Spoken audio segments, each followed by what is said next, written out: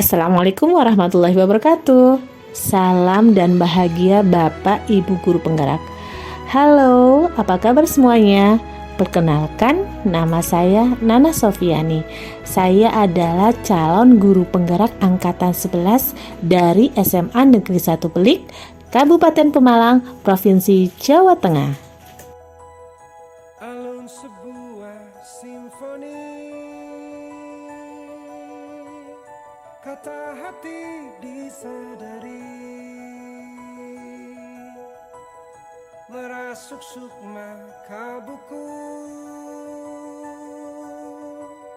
dalam hati ada satu, manis lembut bisikanmu, merdu lirik suaramu, bagai pelita. Cara saya melakukan identifikasi kasus-kasus yang merupakan dilema Berkilauan bintang malam, semilir angin pun sejuk, kasus yang termasuk dilema seakan hidup mendatar, yang sama-sama berat atau sama-sama menanggung. dapat ku Dan tempuh sedangkan denganmu, kasus yang tergolong bukan moral itu apabila berpadunya dua insan, simfoni dan keindahan, dua pemikiran yang dialami dalam situasi ini melahirkan kedamaian, antara individu lawan masyarakat, rasa keadilan lawan rasa keasikan, kebenaran lawan kesetiaan, dan jangka pendek lawan jangka. Sesuai dengan ilmu yang saya peroleh saat saya mengikuti pendidikan guru penggerak angkatan pertama, bahwa ada 9 langkah di dalam pengambilan keputusan, yaitu yang pertama, kita harus bisa mengenali bahwa ada nilai-nilai yang saling bertentangan dalam situasi dilema etika. Kemudian yang kedua, kita harus bisa menentukan siapa saja yang terlibat dalam situasi ini. Kemudian yang ketiga adalah kita harus mengumpulkan fakta-fakta yang relevan, yang lengkap, dan fakta-fakta yang dapat dipertanggungjawabkan dengan situasi yang seperti ini. Kemudian yang keempat, kita harus melakukan pengujian benar atau salah melalui uji legal, uji regulasi, uji intuisi, uji halaman kepastian, dan uji panutan atau ujuan. Sedangkan langkah yang kelima, kita harus melakukan uji paradigma benar lawan benar dengan menggunakan 4 prinsip paradigma tadi yang saya sampaikan. Dan yang keenam adalah melakukan riset informasi. Yang ketujuh, ini hal yang sangat penting dilakukan, kita harus melakukan investigasi opsi trilema. Dan yang kedelapan, baru kita bisa membuat keputusan. Nah, setelah membuat keputusan, maka kita harus melakukan tinjauan ulang terhadap keputusan yang kita ambil dengan melakukan refleksi. Hal-hal yang saya anggap efektif dalam mengambil keputusan pada kasus dilema etika adalah kemampuan mengidentifikasi nilai-nilai yang bertentangan dan mengumpulkan fakta yang sebanyak-banyaknya dan selengkap-lengkapnya. Itu kemudian kita juga harus melakukan opsi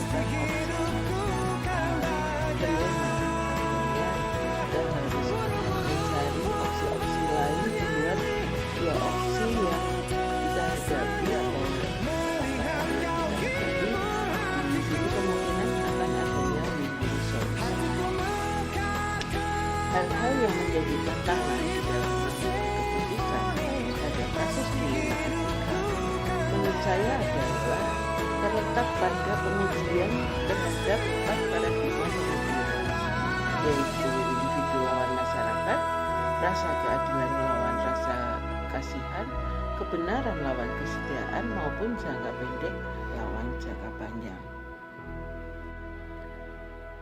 Dalam menyelesaikan kasus dilema etika, saya akan melakukan skala prioritas berdasarkan sifatnya, baik berdasarkan waktu, kepentingan sekolah, dalam hal ini adalah terkait dengan identitas dan kemajuan sekolah, maupun kepentingan atau kebutuhan belajar murid, terlebih lagi jika menyangkut keselamatan seluruh warga sekolah.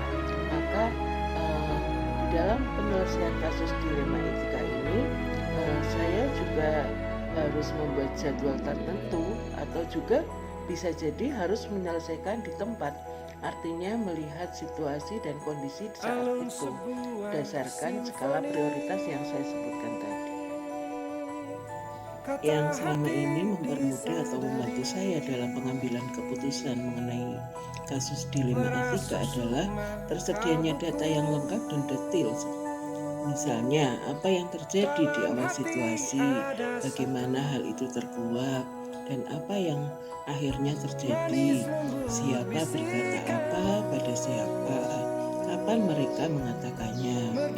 Data-data tersebut itu sangat penting untuk kita ketahui, karena dilema etika tidak menyangkut hal-hal yang bersifat teori saja, namun ada faktor-faktor pendorong dan penarik yang nyata, di mana data yang mendetail akan bisa menggambarkan alasan seseorang untuk melakukan sesuatu, dan kepribadian seseorang itu akan tercermin dalam situasi tersebut.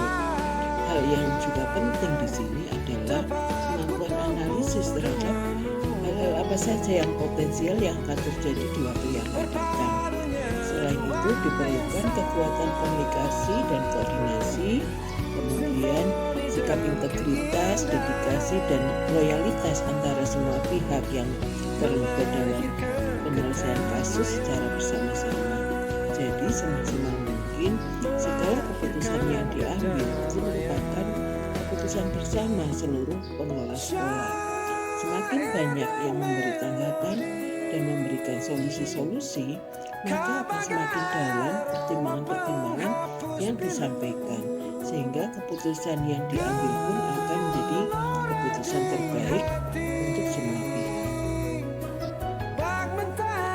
Pembelajaran yang saya petik dari pengalaman mengambil keputusan dilema etika adalah hal yang perlu dilakukan adalah pengujian atau mengetahui apakah pengambilan keputusan itu telah sesuai dengan prinsip-prinsip dasar pengambilan keputusan secara etika, dan juga berdasarkan 4 pemikiran, yaitu individu lawan masyarakat, rasa keadilan lawan rasa kasihan, kebenaran lawan kesejahteraan, maupun jangka pendek lawan jangka panjang. Jadi hal yang sangat penting di sini kita harus melakukan refleksi terhadap apa yang sudah diputuskan, kemudian langkah-langkah pada saat pengambilan keputusannya itu harus kita refleksikan, sehingga betul-betul pengambilan keputusan itu adalah keputusan terbaik untuk semua.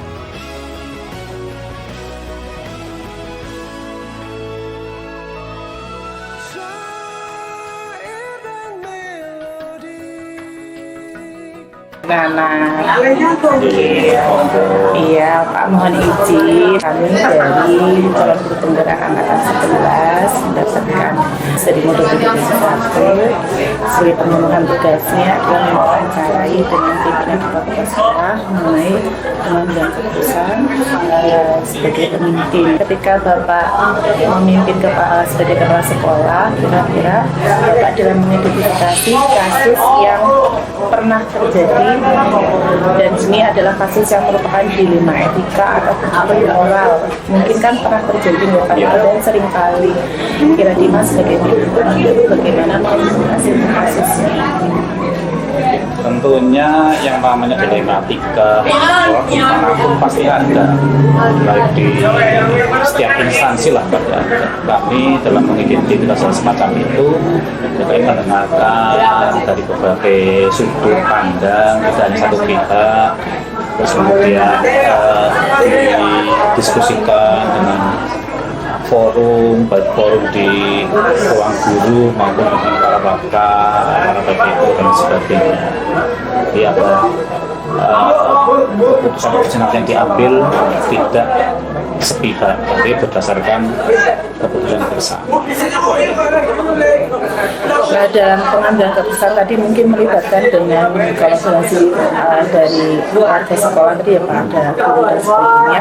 Nah, di sini bagaimana Bapak menjalankan dengan keputusan di sekolah Bapak, terutama untuk kasus di mana ada dua kepentingan yang mungkin sama-sama berat ketika diambil, kayak buah si malakama, kalau misalnya ambil ini nanti terjadi yang ini dapat sekalian, atau sama-sama yang sebenarnya dua-duanya juga mengandung nilai kebajikan di dalamnya. Ya, setiap kepala sekolah pasti di situ di depan dengan suatu masalah kadang ya kita harus bersikap bijak. Jadi dalam arti ya semua keputusan bisa diterima, tapi kadang kan yang namanya keputusan kan tidak diterima semuanya. Makanya kami juga mengambil skala prioritas itu yang penting, yang lebih urgent, yang lebih bisa diterima oleh warga sekolah yang kami ambil, meskipun kadang itu ya tidak familiar. Betul sekali. Nah, mungkin kan orang juga kayak masyarakat atau keputusan yang diambil tadi kan tidak familiar ya Pak, berarti out of the box-nya apa gitu yang saya sekolah. Nah, itu kan berarti ada prosedurnya yang ketika pengambilan itu sampai diambil gitu ya. Kira-kira artinya sebagai kepala sekolah prosedur yang diambil untuk mengambil keputusan tersebut. Ya, kami jadinya selalu bermusyawarah dengan berbagai pihak di sekolah, terutama dengan Bata, dengan PPU, sama dengan perwakilan guru atau semua guru kita ajak untuk berdiskusi kaitan dengan masalah tersebut agar nanti keputusan diambil ya bisa diterima oleh semuanya. Karena ya kita kan juga satu mempertimbangkan ini bisa jangka pendek dan jangka panjang juga dan bisa dilaksanakan oleh semua warga sekolah. Oke, berarti nanti tadi ada yang jangka pendek dan jangka panjang akan Bapak. Nah, kira-kira Pak dari Bapak Budiman sendiri, hal apa saja yang selama ini Bapak anggap efektif dalam pengambilan keputusan pada kasus kriminatika, baik itu mungkin dalam solusinya, mungkin untuk jangka panjang maupun jangka pendek tersebut. Tentunya saya sebagai kepala sudah mempertimbangkan banyak hal di sini kaitan dengan kami kan juga selaku pelayan juga kepada guru ya. Kami jadi satu pasti berorientasi pada pelayanan, kemudian karena melibatkan banyak orang yang kita berkolaborasi baik dengan warga, PPU sama guru, kadang melibatkan PTT juga, PU, karena mereka warga sekolah harus tahu nanti keputusan yang diambil di sekolah. Dalam pengambilan keputusan pasti ada tantangan Pak, melakukan keputusan dilema itu nopo Pak?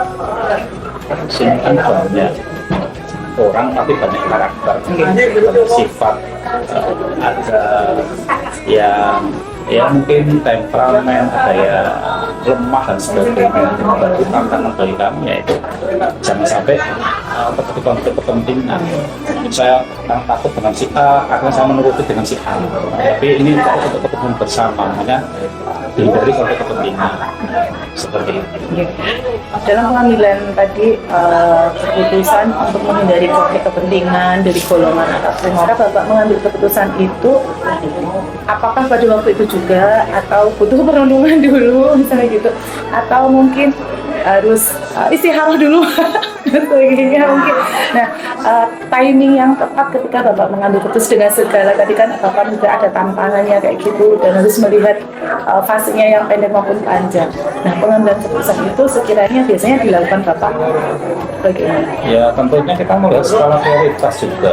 Ini suatu permasalahan rumit atau mudah diselesaikan. Nah, misalkan rumit tidak bisa diselesaikan dalam satu hari, ya kita membutuhkan waktu yang panjang, saja schedule yang berdua.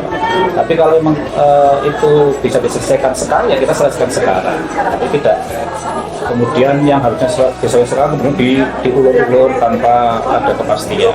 Kita tetap harus skala prioritas. Jadi permasalahannya harus ditekan dulu, maksudnya itu harus disegerakan apa mungkin butuh musyawarah dengan pihak yang lain gitu. Ya pastinya kita tetap bermusyawarah karena kita mengedepankan musyawarah, diskusi. Tidak mungkin seorang kepala sekolah mengambil keputusan secara sepihak karena ini kepala sekolah sekali lagi sebagai pelayan. Meskipun di satu sekolah ada instansi yang paling tinggi pengambil kebijakan. Tapi dalam pengambilan kebijakan ya harus adil, harus merata, harus diterima oleh khalayak ramai. Di sini khalayak ramai ya warga sekolah bisa menerima dengan baik. Ya meskipun kadang keputusan itu ya bisa tidak diterima secara legowo, tapi lama-lama kita memberi pengertian kepada mereka yang belum legowo dengan kita memberi selalu pemahaman, insya Allah bisa kok. Apalagi mungkin karena itu keputusan bersama ya Pak, jadi setidaknya yang mungkin waktu itu berseberangan berpikirnya gitu harusnya sama dan satu visi yang sama. Nah, salah satu ketika tadi Bapak menyebutkan bahwa tantangan salah satunya adalah adanya konflik kepentingan dan sebagainya. Sekiranya yang dapat memudahkan Bapak mengambil keputusan itu apa Pak? Ya kan pertama perkompakan tim, di sini tim kami selalu berkoordinasi, selalu saling mengisi, ada kekurangan apa kita isi bareng-bareng. Nanti ada yang mereka punya ide apapun kita tampung, dan tim yang solid di sini. Alhamdulillah dari tantangan yang tadi, terus adanya tim yang solid dalam pengambilan keputusan apapun ya, walaupun itu untuk permasalahan atau solusinya untuk jangka pendek maupun jangka panjang, maupun untuk yang tujuannya untuk kemajuan sekolah tentunya. Dalam pembelajaran ini kira-kira hikmah yang dapat Bapak petik dalam pengambilan keputusan bagaimana? Ya, tadi yang saya peroleh dari semua yang kita bicarakan, yang pertama harus adanya kolaborasi antara kita dan bawahan, kepala sekolah dan bawahan. Itu harus selalu berkolaborasi, kemudian harus berorientasi pada pelayanan, memikirkan semuanya, jangan yang berdiri sendiri. Terus konsekuensi yang kita tentukan juga konsekuensi yang logis, juga adanya komunikasi yang efektif. Paling penting komunikasi efektif dalam setiap pengambilan keputusan. Jadi dengan komunikasi yang efektif, insya Allah semua akan terselesaikan dengan baik. Komunikasi yang efektif, kesolidan tim tadi ya Pak. Dan ternyata kalau saya garis besar di sini bukan hanya masalahnya itu jadi masalah, tetapi bagaimana cara kita untuk mencari solusi masalah tersebut. Sekiranya cukup sekian Pak Budiman, matur nuwun buat waktunya. Terima kasih, mohon pamit. Wassalamualaikum warahmatullahi Sukses untuk wabarakatuh. jadi CGP dan nanti menjadi GP yang kompeten. Amin, matur suwun. Monggo Pak.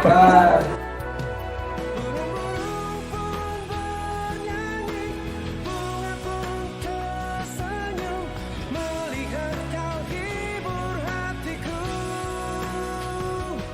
Hatiku mekar kembali, terhibur simfoni. Pasti hidupku kan bahagia.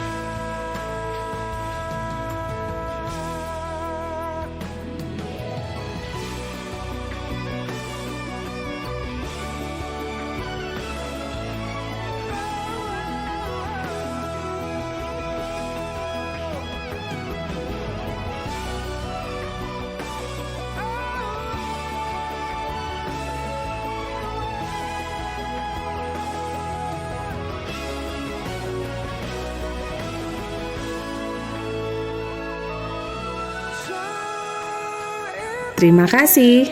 Semoga video ini bermanfaat dan menginspirasi Bapak Ibu guru pejuang pendidikan. Jadilah guru penggerak yang selalu tergerak, bergerak, dan menggerakkan. Salam dan bahagia Bapak Ibu guru penggerak. Sampai jumpa.